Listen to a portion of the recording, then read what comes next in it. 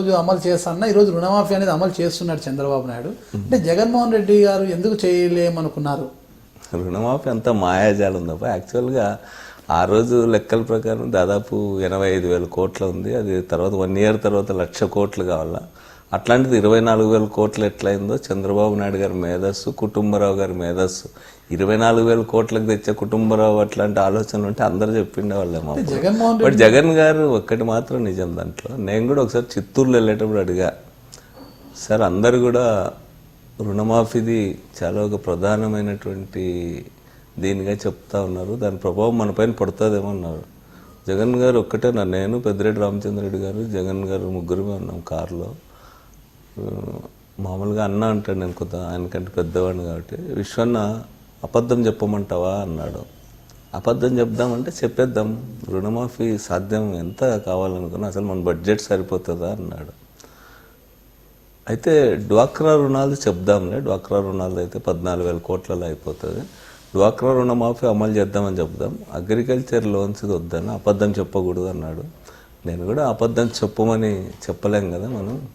అందుకనే తర్వాత కుటుంబరావు గారు తెలివితేటలు ఇవన్నీ ఉంటే కనీసం ఒక 50,000 లక్ష రూపాయలైనా చెప్పమని చెప్పిండే వాళ్ళను. బట్ అయితే అందరు చెప్పినా జగన్ గారు దాంట్లో వినాల, అబద్ధం చెప్పకూడదు అనే దాంట్లోనే అన్నాడు. అంటే కేవలం రుణమాఫీ వల్లనే వైసీపీ అధికారంలోకి రాలేదంటారు, ఇతరత్ర కారణాలు ఏమైనా ఉన్నాయి? అంతే కదా, 5 లక్షలే తేడా. ఒకటి మాకు ఓవర్ కాన్ఫిడెన్స్ ఉన్నింది అప్పట్లోన. రాష్ట్రం విభజన చెందిన తర్వాత ఎన్నికలని ప్రభావితం చేసే అంశాలు ఏవే ముందుకు వచ్చినాయి, దాన్ని కొంత అంచనా కట్టడంలో కొంత లోపం జరిగింది.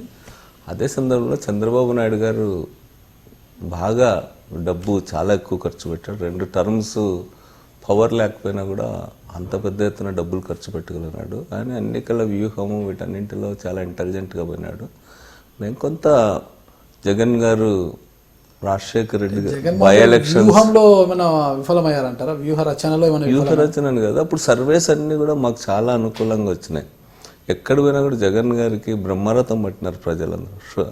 షర్మిల పాదయాత్ర చేసినప్పుడు కూడా ఆమెకు కూడా, మా లీడర్కి ఆమెకు కూడా పెద్ద ఎత్తున ప్రజలు బ్రహ్మరథం పడినారు. బై ఎలక్షన్స్లో కూడా చాలా పెద్ద లీడ్స్ వచ్చినాయి. ఒక్కొక్క చోట వాళ్ళకి డిపాజిట్స్ కూడా రాలా.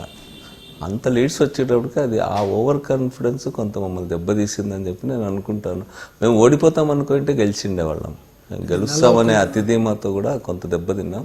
తర్వాత ఈ మోసపు హామీలు, Chandrababu Naidu now or never అని, ఈసారి గెలవకపోయింటే ఒక రీజనల్ పార్టీ 3rd టైం పవర్లోకి లేకపోయింటే చంద్రబాబు నాయుడు పార్టీ చచ్చిపోయింది. అందుకని చంద్రబాబు నాయుడు గారు ఎన్ని అబద్ధాలు చెప్పైనా ఈసారి రావాలనుకున్నాడు. చంద్రబాబుకి సంబంధించిన ఫాలోయింగ్ కూడా ఈసారి తప్పితే ఇంకెప్పుడు గెలవలేమనే దానికి వచ్చేసినారు. తర్వాత వాళ్ళకి రాష్ట్ర విభజన, దాని తర్వాత ప్రజల్లో ఏర్పడిన భయాందోళనలు, తర్వాత ఒక అనుభవం ఉన్నటువంటి వాడు ఉంటే మేల్ అనేటువంటి ఒక మిడిల్ క్లాసెస్లో వచ్చినటువంటి ఆలోచన, లేకపోతే చాలా తెలివిగా చంద్రబాబుకు సంబంధించిన మీడియా కానీ, చంద్రబాబుకు సంబంధించిన స్ట్రాటజీస్, వీళ్ళందరూ కూడా చేసిన ప్రచారం కూడా కొంత మమ్మల్ని దెబ్బతీసింది. రెడ్డి గారి పార్టీ జగన్మోహన్ రెడ్డి, ఆయనకు రెడ్డి ఫీలింగ్ ఎక్కువ, రెడ్లనే అందరినీ పెట్టాడు ఎక్కువ శాతము. 2 పార్లమెంటు బీసీలకు ఇస్తామని మోసం చేశారు బీసీలకి. తద్వారానే బీసీలంతా వెనుదిరగడంతో, అంటే మొండి చేయి చూపడంతో ఓటమి పాలయ్యారనేది ఒక ఇది ఉంది. ఇది ఎంతవరకు వాస్తవం అంటారు? కులం అనేది మొత్తం గెలుపోవటం నిర్ణయిస్తుంది అనేది నేను నమ్మను. ఎందుకంటే ఇప్పుడు గోదావరి జిల్లాల్లో కాపుస్ చాలా పెద్ద సంఖ్యలో ఉన్నారు. దాదాపు 5 మందో 6 మందో శాసనసభ్యులకు ఇచ్చినారు కంటెస్ట్ చేయడానికి అవకాశం.